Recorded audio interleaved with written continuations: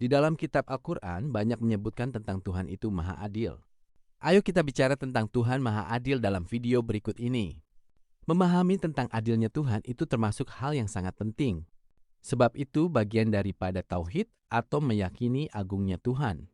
Di dalam Al-Quran Tuhan berfirman, "Sudah ada suri tauladan yang baik pada diri Ibrahim." Di dalam ayat yang lain disampaikan, Nabi Ibrahim memohon kepada Tuhan agar ditampakkan padanya tanda-tanda agungnya Tuhan, agar bertambah keyakinannya. Di dalam hadis Nabi berpesan, Nabi Ibrahim itu bapaknya tauhid. Maka sangat penting agar kita mengikuti Nabi Ibrahim dalam memahami tauhid. Kalau misalkan kita percaya presiden itu sangat kaya, lalu dia menampakkan pada kita luasnya kebun dia, maka bertambah keyakinan kita tentang kayanya dia.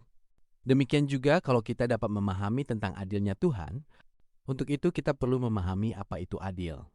Arti adil itu menempatkan sesuatu pada tempatnya. Jika dia petani, maka Tuhan memberi dia rezeki seorang petani. Jika dia tukang sapu, maka dia diberi rezekinya tukang sapu. Demikian juga jika dia pengusaha, dia mendapat rezekinya pengusaha. Dan begitu juga dengan yang lain, akan mendapat rezeki sesuai dengan apa yang dia kerjakan. Dan rezeki itu tidak akan tertukar, sebab Tuhan itu Maha Adil. Dan juga Tuhan itu Maha Teliti atas apa-apa yang kita kerjakan. Adil Tuhan yang lain. Setiap orang miskin itu punya kesusahan, namun orang miskin juga punya hal yang menyenangkan hatinya. Sedangkan orang kaya itu hidup senang, tapi juga orang kaya punya kesusahan di dalam hatinya. Setiap orang bisa tersenyum dan setiap orang bisa juga bersedih. Susah dan senang itu bukan tentang harta, tapi susah dan senang itu tentang keikhlasan. Walau siapapun kalau dia ikhlas, tentu akan mendapatkan rasa damai di hatinya. Semua manusia itu hidup menyelesaikan masalah sesuai bidangnya masing-masing. Dan masalah itu mudah bergantung kesabaran. Ini tanda adilnya Tuhan. Adil Tuhan yang lain. Di dalam Al-Quran Tuhan berfirman, Tuhan tidak memberi beban kecuali sesuai kesanggupan. Ayat ini memberitahu kita adilnya Tuhan dalam memberi beban. Namun kita banyak melihat orang yang stres, gila, dan ada yang bunuh diri. Sebab kelebihan beban atau beban hidup yang tidak sanggup lagi untuk dipikirkan. Memahami ini haruslah teliti. Di ayat yang lain Tuhan berfirman, janji Allah tidak berlaku bagi orang zolim.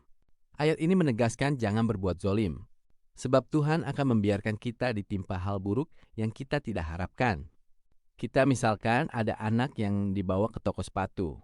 Ayahnya bilang pilih sepatu yang sesuai dengan kaki kamu. Tapi anaknya memilih sepatu yang lebih besar dari ukuran kakinya. Akhirnya dia kesulitan dengan sepatu yang kebesaran. Ayahnya tidak menzolimi dia, tapi dialah yang menzolimi dirinya sendiri. Begitulah gambaran kita manusia. Tuhan melarang kita melakukan kesalahan. Namun kita tidak menghiraukan larangan Tuhan. Setelah kesusahan kita katakan Tuhan beri kita beban yang berlebihan. Padahal kita susah sebab perbuatan kita sendiri. Di dalam Al-Quran Tuhan berfirman, yang baik-baik itu dari Allah, yang buruk itu hasil perbuatan tangan mereka sendiri. Ayat ini memberitahu kita bahwa yang buruk itu pilihan kita sendiri. Sebab Tuhan tidak pernah menyuruh kita berbuat buruk. Ada orang stres sebab banyak utang gara-gara judi online, ada yang dipenjara sebab narkoba, ada yang jatuh miskin sebab boros. Itu semua Tuhan tidak suruh. Itu adalah perbuatan kita sendiri. Setelah kesusahan, kita katakan ini takdir Tuhan. Takdir Tuhan yang mana? Itu kan perbuatan kita sendiri. Kalaulah kita patuh dan taat pada apa yang Tuhan perintahkan, tentulah kita hidup dengan lebih seimbang tanpa harus kelebihan beban. Tapi kita tidak mau patuh, bahkan kita tidak pernah mencari tahu apa saja yang Tuhan perintahkan dan apa saja yang Tuhan larang untuk dikerjakan. Setelah susah kita katakan ini takdir Tuhan. Sesungguhnya Allah itu Maha Adil lagi Maha Bijaksana. Dan Dia Maha Teliti atas apa-apa yang kita kerjakan. Bagaimana dengan bayi yang lahir dari keluarga miskin? Dan ada bayi yang lahir dari keluarga kaya. Tentu ini terlihat tidak adil. Namun perlu kita teliti dalam memahami. Jika kamu kerja berdua dengan temanmu, setelah selesai bekerja, kamu dibayar 50.000 dan temanmu dibayar 500.000. Sedangkan kalian bekerja sama persis kerja dan posisinya. Maka ini tidak adil sebab ada perbuatan. Jika kita lihat bayi, dia lahir tanpa ada perbuatan. Jika tidak ada perbuatan, maka adil tidak dapat diperhitungkan. Sebab ini murni pemberian, tidak ada unsur balasan. Maka bayi itu lahir secara adil dimanapun dia dilahirkan. Kita bahas adil yang lain. Bagaimana dengan orang yang lahir dari kalangan orang kafir? Dan ada yang lahir dari kalangan orang muslim. Tentu ini terlihat tidak adil. Namun perlu kita teliti dalam memahami pesan-pesan agama, agar kita bisa melihat tanda-tanda adilnya Tuhan. Kafir itu artinya mendustakan kebenaran. Muslim itu artinya berserah diri kepada Tuhan.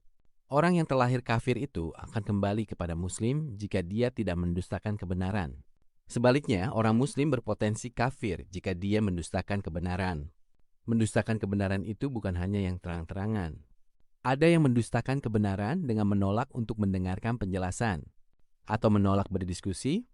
Semua manusia itu akan sampai pada kebenaran kalau dia mau mendengarkan penjelasan atau mau berdiskusi dengan baik. Sebaliknya, jika menolak mendengarkan penjelasan atau tidak mau berdiskusi dengan baik, maka bisa terjerumus ke dalam kekafiran. Orang yang menolak mendengarkan penjelasan atau menolak berdiskusi pasti akan membuat kesalahan dan akan menjauhi kebenaran, hingga berpotensi mendustakan kebenaran. Kemungkinan kita itu membuat kesalahan dalam penafsiran persentasenya sangat tinggi. Sebaliknya, kemungkinan kita membuat penafsiran dengan tepat itu mustahil. Sedangkan memahami agama itu dengan penafsiran, sebab agama itu keyakinan. Kita hanya bisa membuat penafsiran dengan mempersempit kemungkinan, supaya jauh dari kesalahan. Dan penafsiran itu walaupun tidak mungkin tepat, tapi akan jauh dari kesalahan. Maka menolak berdiskusi itu akan membuat kita terus bertahan pada kesalahan dan bisa mati dalam kekafiran. Di dalam Al-Quran banyak perintah agar berdiskusi. Dan Nabi sudah mencontohkan cara berdiskusi dengan baik. Memahami adilnya Tuhan akan banyak membawa ketenangan dan keikhlasan.